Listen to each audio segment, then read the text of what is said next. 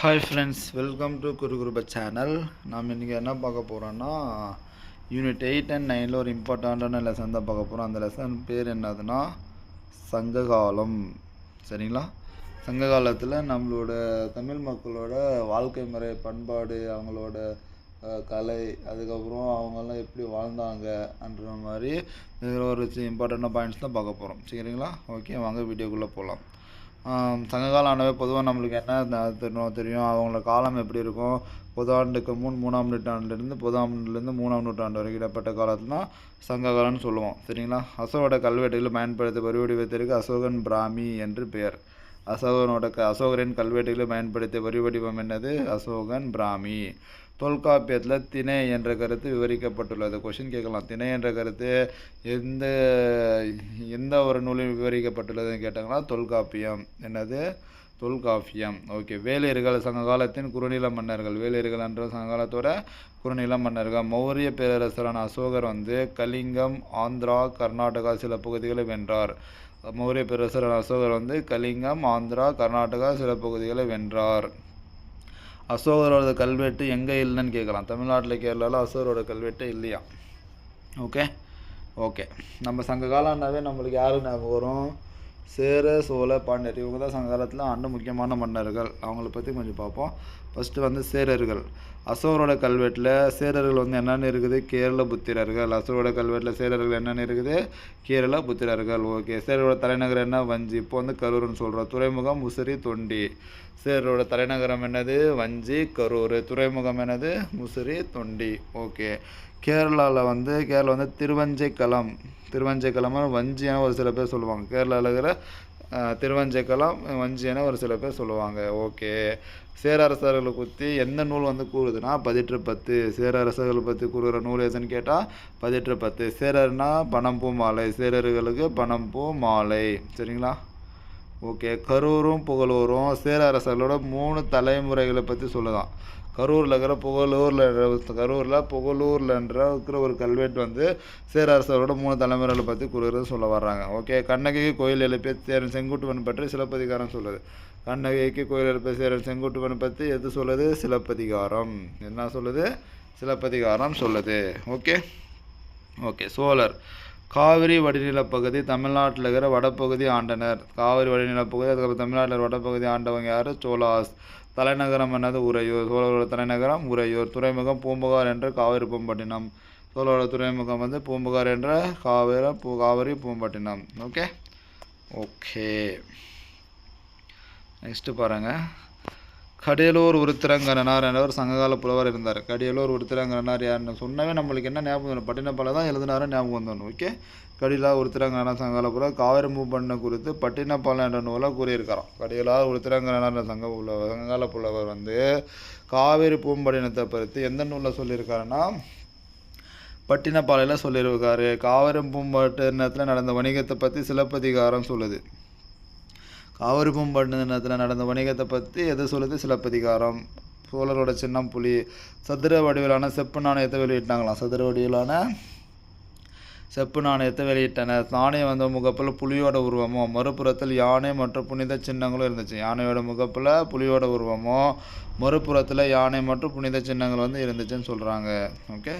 Next பாருங்கள். பாண்டியாஸ். தலைநகர் மதுரை. பாண்டியனோட தலைநகரம் மதுரை. மாங்குளத்தில் கண்டறியப்பட்ட தமிழ் பிராமி கல்வெட்டு பாண்டியன் நெடுஞ்செழியனை பற்றி சொல்லுதான். மாங்குளத்தில் கண்டறியப்பட்ட தமிழ் பிராமி கல்வெட்டு யாரை பற்றி சொல்லுது? பாண்டியன் நெடுஞ்செழியனை பற்றி குறிப்பிடுகிறது. இவங்களோட சின்னம், பாண்டியோட சின்னம் எது? மீன். பாண்டியனோட சின்னம் என்னது? மீன். ஓகே. கடையில் வள்ளல் யாரை சொல்லுங்க பார்ப்போம். பாரி, காரி, ஓரி, நல்லி, பேக, நாய், அதியமான். இவங்க எல்லாமே கடையில் வள்ளல்கள். எவ்வளோ பேர் இருக்கிற? 1 2 3 4 5 6 7. அதனால தான் கடையேழு வள்ளல்கள். ஓகே. புரியுது. ஓகே. சமூக பிரிவுகளார் பாருங்கள். பாணர், பரதவர், எயினர், உழவர், காணவர், வேட்டுவர், மறவர் போன்ற குழுக்கள் குளம் இருந்துச்சு. அப்போ சங்க காலத்தில் வட இந்தியாவில் காணப்பட்ட ஜாதி அமைப்பு தமிழகத்தில் வேறொன்றவில்லை. வட இந்தியாவில் காணப்பட்ட ஜாதி அமைப்பு அப்போ தமிழ்நாட்டில் வரல இன்னும்.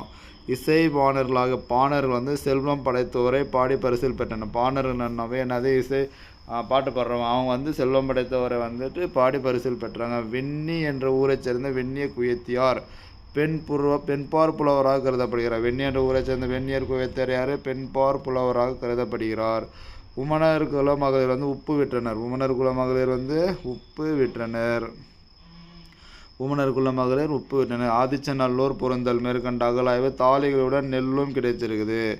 ஆதிச்சநல்லூரில் பொருந்தலில் மேற்கொண்ட அகலாய்வு தாலிகளுடன் நெல் கிடைச்சிருக்கு. எங்கே? ஆதிச்சநல்லூர்லேயும் பொருந்தல்லையும் என்ன கிடைச்சிருக்கு? தாலிகளுடன் நெல்லும். ஏன் இதை இவ்வளோ நான் திருப்பி சொல்கிறேன்னா, நான் சொல்கிற ஒவ்வொரு வார்த்தையும் கொஷின்ஸாக வரும். சரிங்களா? ஏன்னா அவ்வளோ இம்பார்ட்டன்ட் இது தான். யூனிட் 9ல் 8, 9ல் தான் அதிகமான கொஷின்ஸ் கேட்குறாங்க. அதுதான் நல்லா பார்த்துக்கணும். சரிங்களா? ஆதிச்சநல்லூர்லேயும் பொருந்தல்லையும் மேற்கொண்ட அகலாய்வில் என்ன கிடைச்சிருக்கு?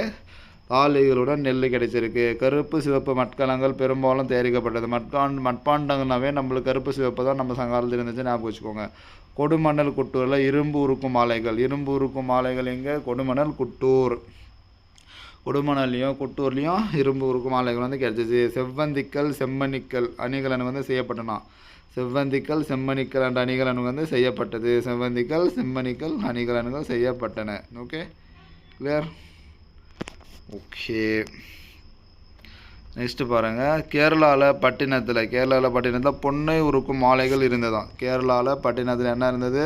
பொன்னை உருக்கும் ஆலைகள் இருந்தது. டைமண்ட் ட்ரில்ஸ் வந்து யூஸ் பண்ணாங்க. ட்ரில் போடுறதுக்கு டைமண்ட் வந்து யூஸ் பண்ணாங்கன்னு சொல்ல வர்றாங்க. ஓகே, பெருங்கார காலத்தை சேர்ந்த அகலாய்வு காலங்கள் என்ன பாருங்கள். சுத்துக்கேணி, ஆதிச்சநல்லூர், கொடுமணல், அரிக்கமேடு, கீழடி பட்டணம், இதெல்லாம் இங்கெல்லாம் தங்க அணிகலன்கள் கிடைச்சிருக்கோம். எங்கெங்கே? சுத்துக்கேணி, ஆதிச்சநல்லூர், கொடுமணல், அரிக்கமேடு, கீழடி பட்டணம், இங்கே எல்லாமே என்ன கிடைத்திருக்கு? தங்க அணிகலன்கள் கிடைத்துள்ளது. அரிக்கமேடில் கடலூருக்கு அருகில் குடிக்காடு என்ற ஊரில் கண்ணாடி மணி செய்யும் தொழிலகம் இருந்துள்ளது. எங்கே? அரிக்கமேடில் கடலூருக்கு அருகில் இருக்கிற குடிக்காடு. அரிக்கமேடில் கடலூருக்கு அருகில் இருக்கிற குடிக்காட்டில் என்ற ஊரில் கண்ணாடி மணி செய்யும் தொழிலகம் இருந்துச்சு. எங்கே? அரிக்கமேடு. எங்கே? கடலூருக்கு அருகில் இருக்கிற Kudikadu. Okay, clear? Okay, Keezhadi அகலாய் வந்து முத்து கிடைச்சிருக்குது. கீழடியில் முத்து.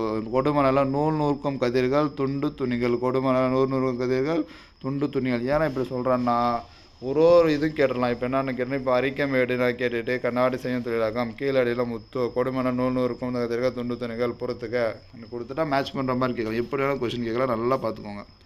கொடுமணல் என்னது? நூல் நூற்கும் கதிர்கள் துண்டு துணிகள். ஓகே, பெரிப்ளஸ் நூல் வந்து தமிழகத்தில் துணிகள் நெய்யப்பட்டது குறித்து தகவல் உள்ளதான். பெரிப்ளஸ் நூலில் தமிழகத்தில் துணிகள் நெய்யப்பட்டதுன்றது குறித்து தகவல் வந்து பெரிப்ளஸில் இருக்குது.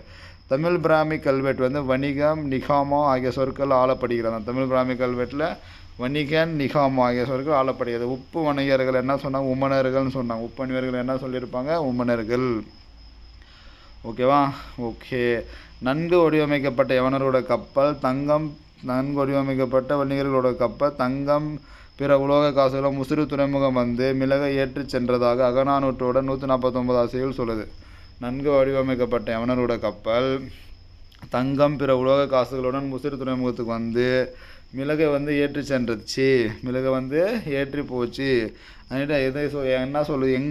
எந்த நூல் சொல்லுதுன்னா அகநானூறு 149 செய்யுள் கூறுகிறது. மிளகு யானை தந்தம் நவமணிகள் தமிழ்நாட்டிலேருந்து ஏற்றுமதி போச்சான். மிளகு யானை தந்தம் நவமணிகள். மிளகு யானை தந்த நவமணிகள் வந்து தமிழ்நாட்டிலேருந்து ஏற்றுமதி செய்யப்பட்டன. யவனர் என்ற சொல் கிரேக்க பகுதியில் அயோனியாவிலிருந்து வந்துச்சு.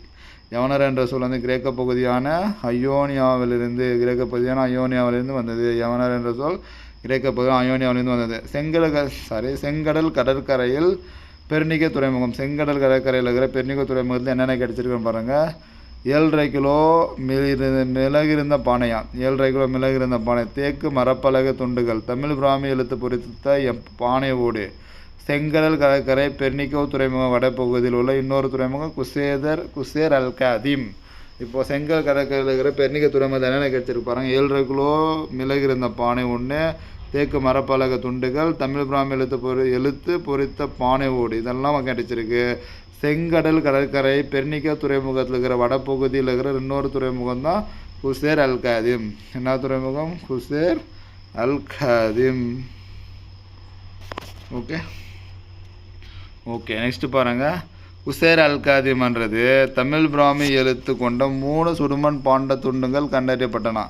குசேர் அல்காதிம் என்ற இடத்துல தமிழ் பிராமி எழுத்து பொறிக்கப்பட்ட 3 சுடுமண் பாண்ட துண்டுகள் கண்டறியப்பட்டன. ஓரி கண்ணன்னா கண்ணன், சாத்தன்னா சாதன் என எழுதப்பட்டது. அந்த இதில் அந்த துண்டுகள் இருந்துச்சு. ஓரி கண்ணன்னா கண்ணன் இருந்திருக்கும், சாத்தன்னா சாதனன்னு இருந்திருக்கும். சரிங்களா? ஓகே. பெரும் பத்தன்கண் பேரில் தாய்லாந்து நாட்டில் குவான் லூக் ஃபாட் என்ற இடத்துல அரியக்கல் ஒன்று கிடைச்சிருக்குதான். பெரும் பத்தன்கண் பேரில் தாய்லாந்தில் குவான் லூக் ஃபாட் என்ற இடத்துல அரியக்கல் ஒன்று கிடைச்சிருக்கு. அந்த அரியக்கல் வந்து தங்கத்தோட தரத்தை அறிய உதவும் உரைக்கல். இப்போ தங்கத்தை உரைச்சி பார்க்குற ஒரு கல் யூஸ் பண்ணுறாங்கல்ல, அப்போ அந்த மாதிரி தங்கத்தோட தரத்தறிவு ஒரு கல் யூஸ் பண்ணாங்க. அதுதான் அந்த அரியக்கல். எங்கே கிடைச்சிருக்கு? தாய்லாந்தில் குவான் லூக் ஃபாட் என்ற இடத்துல. ஓகே. இந்திய தமிழ் இலக்கியங்கள் சுவர்ண பூமி என்ற எதை சொல்லுதான்? தென்கிழக்கு ஆசியாவை. சரிங்களா? தென்கிழக்கு ஆசியாவை தான் தமிழ் இலக்கியங்கள் சுவர்ண பூமின்னு சொல்லுது. எந்த இடத்த வந்து சுவர்ண பூமின்னு சொல்லுது? எந்த நூலை சுவர்ண பூமின்னு சொல்லுது? தென்கிழக்கு ஆசியாவை வந்துட்டு தமிழ் இலக்கியங்கள் வந்துட்டு சுவர்ண பூமின்னு சொல்லுது. ஓகேங்களா? புரியுதா? ஓகே. நெக்ஸ்ட்டு பட்டணம் பாருங்கள். நம்ம ஏற்கனவே பட்டணம் வந்து கேரளான்னு பார்த்தோம். பொன்னூருக்கு ஆலையில் இருந்துச்சுன்னுட்டு. அதே கேரளா பட்டணம். கேரளா எர்ணாகுளம் மாவட்டம் வடக்கு பரவூர் என்ற ஊரை ஒட்டிய வடக்கே கரா என்ற சிற்றூர் அருகே இருக்குது. எங்கே பட்டணம் எங்கே இருக்குதுன்னு எக்ஸாக்டாக சொல்ல வர்றேன். கேரளாவில் எர்ணாகுளம் மாவட்டம் வடக்கே பரவூர் என்ற ஊரை ஒட்டிய வடக்கே கரா என்ற சிற்றூர் அருகே உள்ளது. மேலை நாடுகளோடும் கீழே நாடுகளோடும் வணிக தொடர்பு கொண்டிருந்த பழங்கால துறைமுகம் எதுன்னு கேட்டாங்கன்னா பட்டணம். மேலை நாடுகளோடும் கீழே நாடுகளோடும் வணிக தொடர்பு கொண்டிருந்த பழங்கால துறைமுகம் எது? பட்டணம். ஓகே. இப்போ பாருங்கள், கொடுமணல் எங்கே இருக்குது? ஈரோடு அருகில் இருக்குது. கொடுமணல் எங்கே இருக்குது? ஈரோடு அருகில் இருக்குது. சங்க இலக்கியத்தில் பதிற்று பத்து இந்த ஊரை பற்றி சொல்லுது. கொடுமணல் ஊர் என்ற நூலை பற்றி கொடுமணல் பற்றி கூறும் சங்க இலக்கியம் எதுன்னு கேட்டிங்களாண்ணா பதிற்று பத்துன்னு சொல்லணும். ஓகே. தமிழ் பிராமி எழுத்துக்கள் கொண்ட 300க்கும் மேற்பட்ட மட்கள பொறிப்பு இந்த ஊரில் உள்ளது. 300க்கும் மேற்பட்ட மட்கள பொறிப்பு தமிழ் பிராமி எழுத்துக்கள் எங்கே இருக்குதுன்னு கேட்டால் அதுக்கு பேர் கொடுமணல். ஓகே. நெக்ஸ்ட் பாருங்கள், கீழடி. மதுரையிலேருந்து ராமேஸ்வரம் செல்லும் நெடுஞ்சாலையில் சிலைமான் என்னும் ஊருக்கு அருகில் இருக்குது கீழடி. மதுரையிலிருந்து ராமேஸ்வரம் செல்லும் நெடுஞ்சாலை சிலைமான் என்னும் ஊருக்கு அருகில் இருக்குது. பள்ளிச்சந்தை திடம் என்ற இடம் வந்து சங்ககாலத்து நகரம் புதையுண்டது கண்டுபிடிப்பு. பள்ளிச்சந்தை திடம் என்ற இடம் வந்து சங்ககாலத்து நகரம் புதையுண்டது கண்டுபிடிச்சிருக்காங்க. எங்கே? பள்ளிச்சந்தை திடம் என்ற இடத்துல எங்கே இருக்குது? கீழடியில். ஓகே. உள்நாட்டு வணிக மையங்களாக பாருங்கள், காஞ்சிபுரம், உறையூர், கரூர், மதுரை, கொடுமணல் இதெல்லாமே உள்நாட்டு வணிக மையங்களாக இருக்குது. சமய சடங்குகளின் போது நிகழ்த்தப்படும் ஆட்டங்களில் ஒரு வகைக்கு தான் வெறியாட்டம் என்று பெயராம். சமய சடங்குகளின் போது நிகழ்த்தப்படும் ஆட்டங்கள் ஒரு ஆட்டத்திற்கு பேர் தான் வெறியாட்டம். பெண்கள் தம் கண்கள் மைத்திட்டுவதற்கு செம்பிலான மெல்லிய குச்சிகளை வந்து பயன்படுத்தினாங்க. பெண்கள் வந்து தம் கண்கள் மைத்திட்டுவதற்கு செம்பிலான மெல்லிய குச்சிகள் வந்து பயன்படுத்தினாங்க. ஓகே, புரியுதா? ஓகே ஃப்ரெண்ட்ஸ், இந்த சங்ககாலம் வந்து இவ்வளோ தான் இருக்குது. சங்ககாலத்தில் இருக்கிற லெசன் 9th இருக்கிற லெசன் இது. ஓகேங்களா? ஓகே. இந்த மாதிரி யூஸ்ஃபுல்லான கண்டென்ட் வேணும்னா நம்ம குரு சேனலை சப்ஸ்கிரைப் பண்ணுங்கள். தேங்க்யூ.